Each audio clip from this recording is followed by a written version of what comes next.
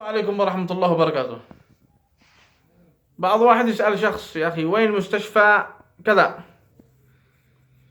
يدله غلط، يقول له يعني ما يدله الصح. تخيل هذا الذي دليته انه معه مرض، وانت يعني تدله غلط، وانت تصير من الله وتفعل نفسك انك الخطير الذكي المعرس النزغة.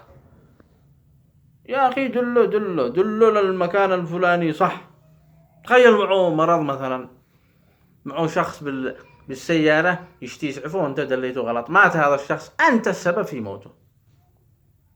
دلوش على الناس، قل له يا اخي المستشفى بمكان فلان الفلاني، قل له ما نش داري وين المستشفى. خلاص هو يسأل غيرك ويدري وين المستشفى.